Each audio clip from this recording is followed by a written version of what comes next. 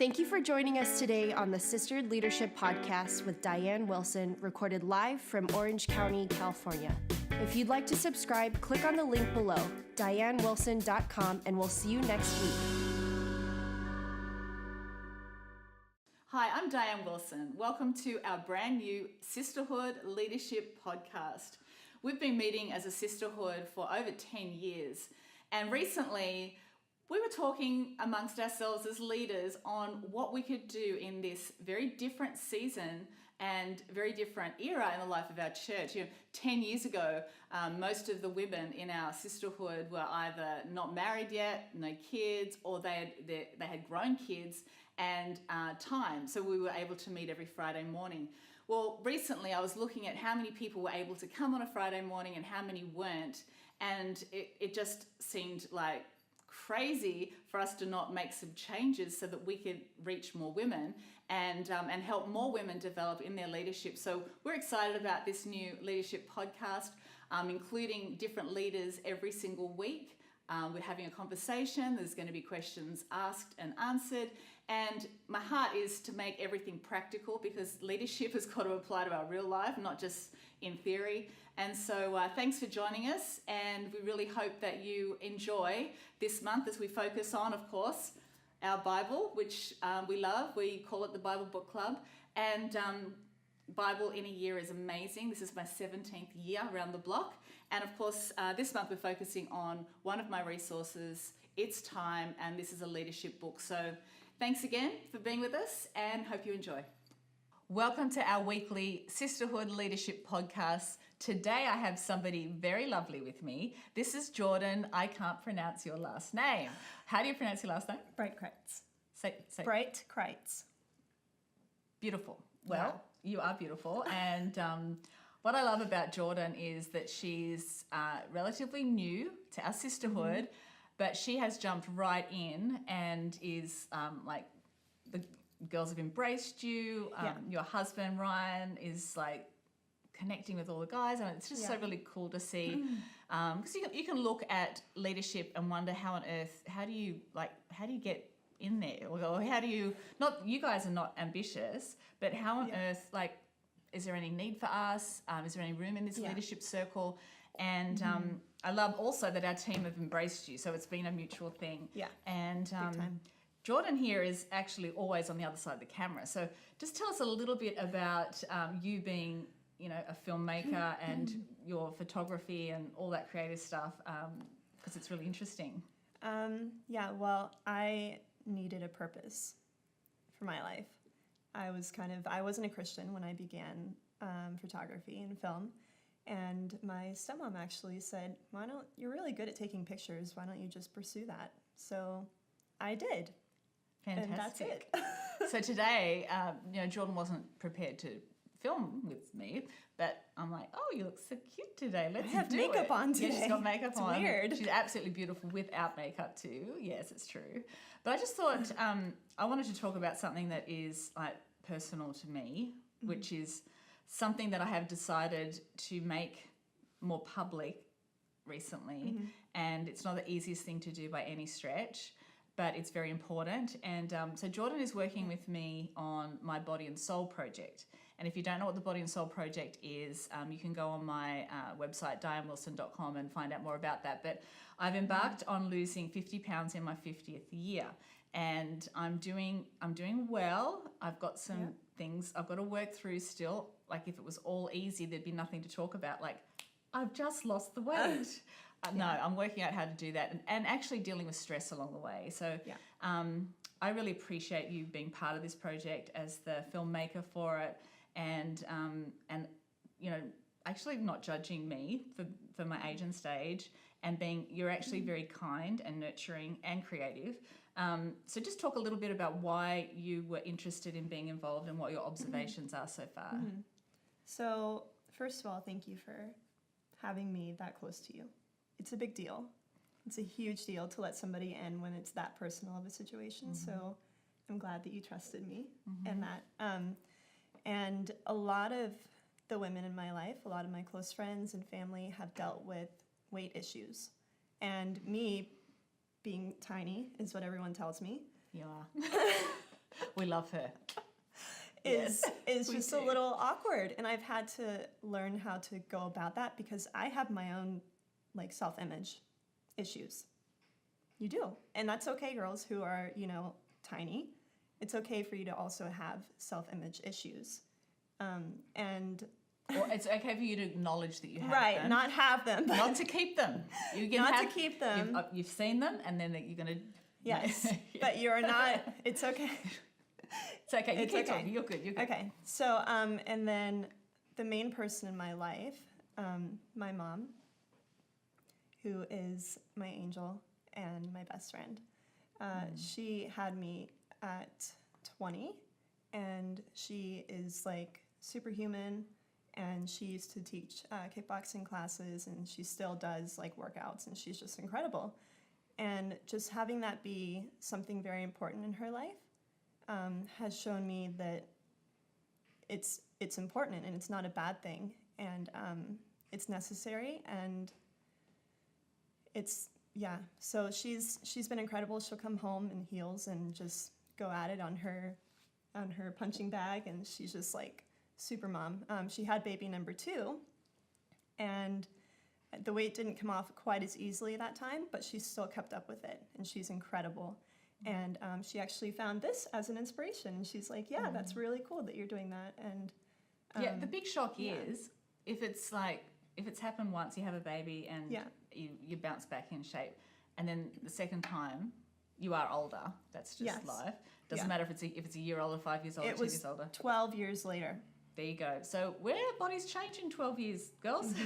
And it's not to get discouraged. It's just to understand what was a real gift becomes a little bit harder work. Yeah.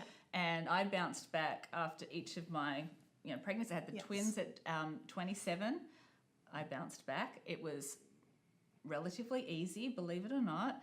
And then I bounced back after Bella. That was harder because that was a stressful season, and it took me longer, but I did it. It was just harder work, and I was 30. So then I had surprise baby at 40, and it took me, it was actually a shorter period of time because I didn't think I could do it. So I was very disciplined, like with boundaries, because I couldn't have any like, oh, well, I'll just get away with this and I'll get away with that. I'm like, I can't get away with anything. This is not like I really want to be, and not even about a size or a shape. I want to be healthy, and I want to be fit because I've now got a baby when I should actually be a grandparent, or not really, but so I appreciate you sharing that with me about your mum, and that's the whole purpose of this project is to help people who actually feel like they are on their own or that they're never going to reach goal.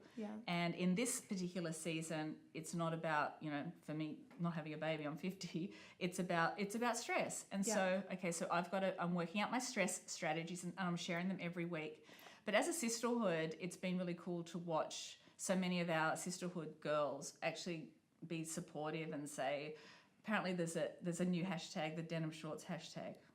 I'm like, I didn't even know that was a thing, which is really funny.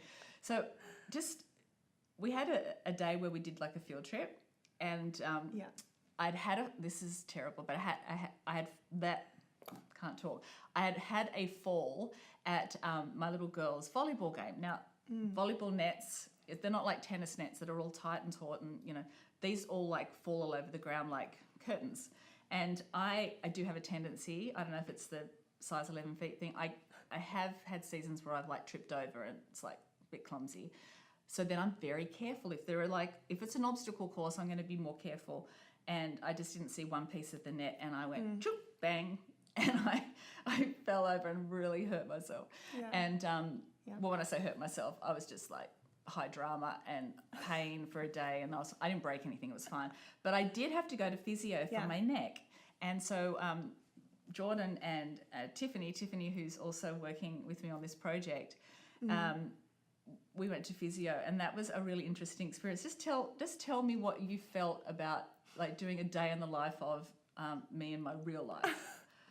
Well, chaotic. Chaotic, and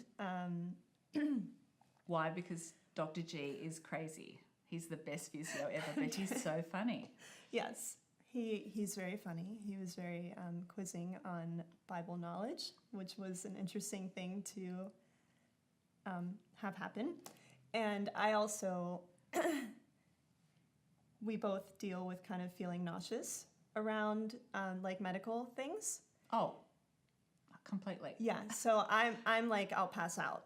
Oh, yeah. And I've told really Jonathan to take himself to the hospital with a bad cut because Yeah. I love you, but I can't look. I'm sorry. Yeah. So it was full on. Yeah, it was interesting being in there. I had to walk outside a couple of times and just But it was but funny we did because it. he was teasing you. So this Yeah. is a local physio. He's really cool. He's mainly sports. So here I am. I'm the 50-year-old woman who fell over at her daughter's volleyball match, who can't go to the gym at the moment, but she has to go to the gym because she's got to reach goal. And I'm there with a bunch of like early 20-something, BMX guys and surfers, Yes, and yeah. they're all in there getting Yeah. they're actually like professional sports people. Yeah. And then there's me. I'm like, hi, and in an open like area. But it was interesting because he was asking you about Australia. Why did you go to Australia? And you said Bible college. And he said, really? Aren't there any Bible colleges in America? And it all started from there. Now, at this point, my physio, Dr. G, doesn't even know he doesn't know that I'm a pastor. Mm-hmm. And we've not had a conversation enough for him to know that I'm a Christian. I don't hide that, by the way. I demonstrate that. I don't have to declare it everywhere I go. Hi, nice to meet you. I'm Dianne, and I'm like a Christian. Yeah. It's like, we've got to build a bridge, right? So he was asking you questions about the Bible, and I'm like, how does this man know all these questions? Well, they were all Old Testament. They were all Old Testament, All. and I was answering all of them under my breath, hoping that she was going to get like a couple, and that. I was panicking because I'm horrible at tests, and that just stressed me out. It wasn't that you didn't know it. One of his questions was, so when Moses put all the animals in the boat, How many animals? how many were animals? And I'm like, it was Noah. He was like, wow, you knew that answer. All that to say, when I answered a few questions, he said to you and Tiffany, wow, she should be your Bible teacher. And you two both laughed and said, she is. And when he found out I was a pastor, he was like, you, what? Mm-hmm. What?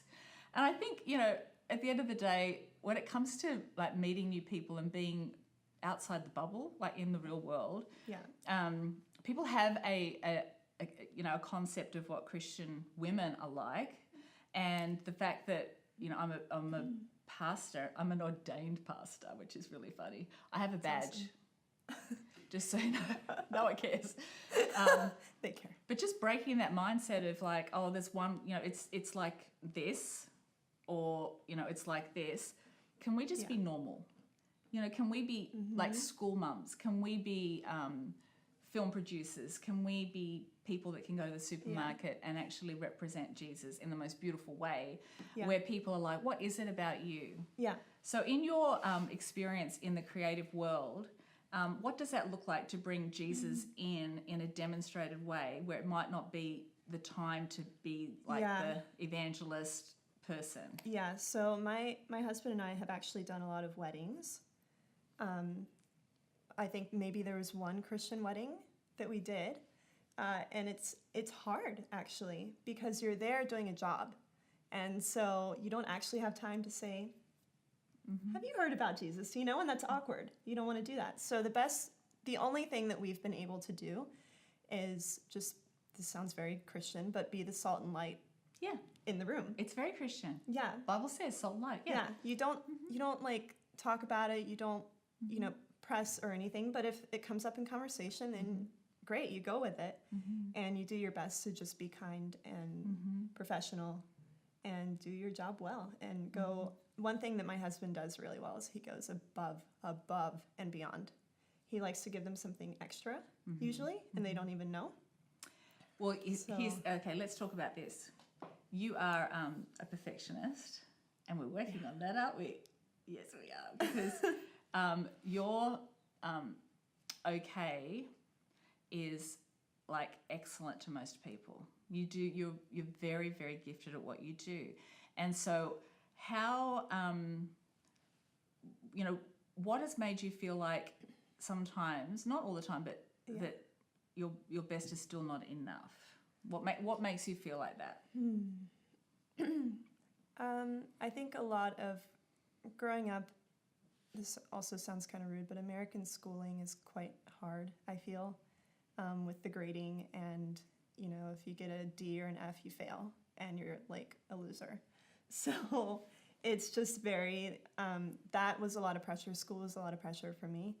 I'm Greek, and Greeks, they have a lot of opinions and pressures. And then I don't want to put something out there for something that I've done for somebody that isn't incredible, because they're counting on me and they've given this to me to do, and why can't I make it above and beyond and awesome? I can, because they've hired me for it, or I volunteered my time for it, and I have the time if I want to make the time, you know. And sometimes it's last minute, or sometimes, you know, you actually can't. They've paid you this much and you're going to go above, but you're not going to go like crazy. But when I can, I would just rather do awesome. I think excellence is really important, and I think too, if you are a creative person, you can tend to be hard on yourself. Well, actually, if you're an academic, definitely. You can tend to be hard on yourself. Yeah. You know, with my twin sons, one was like all about this. I will learn the way school teaches me to learn. The other one was learning differently. Yeah. He didn't have learning difficulties. Right. He learned differently. Right. And he's like off the charts artist. Yeah. And he's doing really well, and he's doing business school because I'm proud of him because he learned how to learn. For some people, they'll nail those grades, no problem. And it doesn't define us. Our school grades don't define us. How long have you been out of school? Oh, 7 years. And how much have you used your algebra for? 0. Math was the hardest. Yeah, I mean, we do need to know how to do a budget. My husband's like watching this online somewhere going, yes. But at the end of the day, if you're really good and really creative, you hire someone to do that for you. I mean, eventually, that's the plan. So if you could share something, because we haven't had a lot of time together. Yeah. You're kind of new kid on the block, but embraced like family. Yes. Could you share anything that has helped you since we've connected and you've been part of our sisterhood that you could share with people watching? Yeah, the embracing thing, the inclusiveness, the second that Ryan and I I know this is about sisterhood, but just the second we stepped into Newport Church, it was like everybody saying hi and welcome and be a part of this. And then the girls have just, I get along with guys pretty easily. Girls, I like to say this, but actually lately I've gotten along with girls great, so that's awesome. But the girls have just been wonderful, and they brought me in, and honestly, I took on this project with you right away. And the sisterhood project. The sisterhood project and the body and soul. Yep. And to get to know you better, and to get to know that there's grace, that the grace part is huge. Like, she's incredible. She doesn't expect perfection. You don't need to talk about me. Well, I'm just saying she doesn't expect perfection, and it's very nice to have that kind of fall off of me, and I still try and do my best. Yes, doing your best is everything, and when something doesn't quite go right, we just laugh. Yeah. You know, at the end of the day, it doesn't matter. It really doesn't matter. And I loved having a walkie-talkie with you this week. Yes. This is how I do my cardio and pastor at the same time. Yeah. It's like, wow, multitasking efficiently, and that was fun. I want to do that again with you. But awesome. Thanks for being with me on this side of the camera today. I know it's not your favourite place, but you are lovely, and you are an interesting woman. You're a deep soul, and you've got an amazing future. You and your husband, you're gonna have beautiful children. She's not ready. Not today. Not yet. Like, eventually. Okay, well, we'll see you next week. Thanks for joining us. See you next week.